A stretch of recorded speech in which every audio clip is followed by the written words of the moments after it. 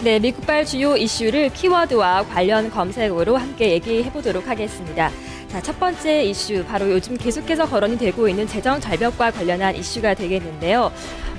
잘 아시다시피 오늘 16일 오바마 대통령이 양당 의회 의원들과 함께 재정 절벽 논의를 본격 제안한 바가 있습니다. 이런 가운데 공화당 의원들의 마음을 좀 돌릴 수 있을 만한 가능성이 점쳐지는 발언이 나와서 주목이 됩니다. 첫 번째 키워드로 함께 살펴보도록 하겠습니다. 재정 절벽 해소되나인데요.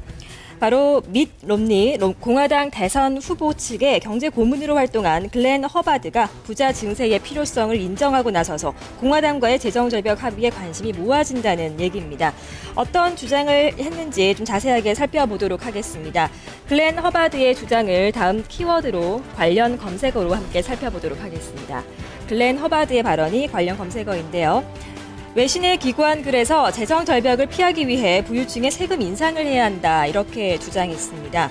그러면서 상위 소득자에 대해서 평균 세율을 올리는 것이 우선이라고 글렌 허바드가 언급을 한 것이 바로 이렇게 관심이 되고 있는 것인데요. 다음 관련 검색어를 함께 살펴보도록 하겠습니다. 자, 그렇다면 이제 중요한 것은 바로 16일 백악관에 초청됐던 자리에서 어떤 얘기들이 오고 갈까 하는 점이 될 수밖에 없을 것 같습니다. 미 의회는 내년 초 세금 인상과 정부 지출 삭감이 동시에 일어나는 재정 절벽을 막기 위해서 논의를 본격화하고 있습니다. 이런 가운데 오바마 대통령 16일 백악관에서 여야 관계자들을 모아 공식적인 자리를 마련하고 구체적인 논의를 할 것으로 전해지고 있는데요. 주목이 되고 있습니다. 자, 두 번째 키워드는 기업 실적으로 가보겠습니다. 바로 홈디포입니다. 간밤 우수한 실적을 발표하면서 증시를 상승 반전시키기도 했지만 증시는 마지막에는 좀 힘을 쓰지 못하는 모습인데요.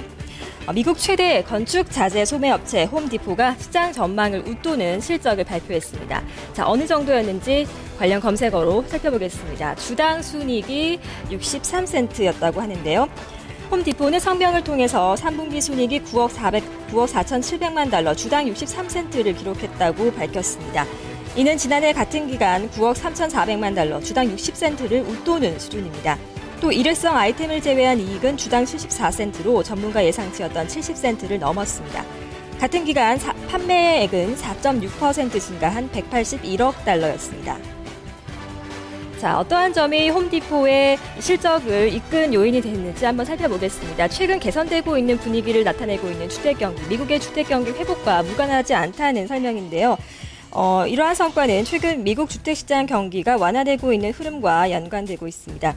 미국 주택시장 경기가 지난 5년 동안 둔화세를 지속했지만 최근 반등세를 보이자 주택을 리모델링하려는 수요가 늘고 있는 것으로 분석되고 있습니다.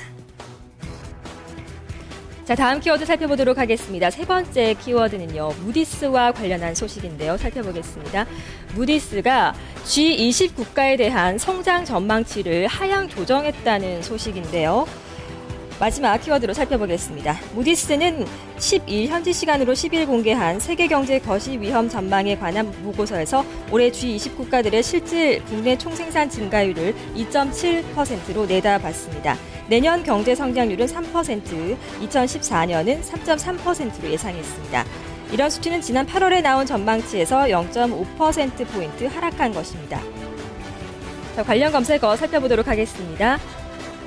관련 검색어는요, 세계경제 거시 위험 전망 보고서 내용을 좀 자세하게 보겠습니다. 보고서에 따르면 긴축 재정과 금융시장 불안이 기업과 소비자 신뢰에 계속 부담이 될 것으로 분석되고 있습니다.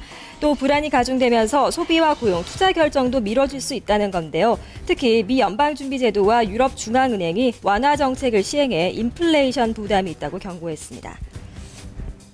자, 이에 따른 미국과 중국 그리고 유럽의 경제 상황 관련 검색어로 함께 살펴보도록 하겠습니다. 무디스는 또 미국과 중국 양대 경제권은 유럽 재정 위기의 여파를 더 받을 것으로 내다봤습니다. 특히 미국은 재정 절벽으로 인한 부담이 크고 유럽은 스페인과 이탈리아의 행보를 주목해야 한다고 전망했습니다.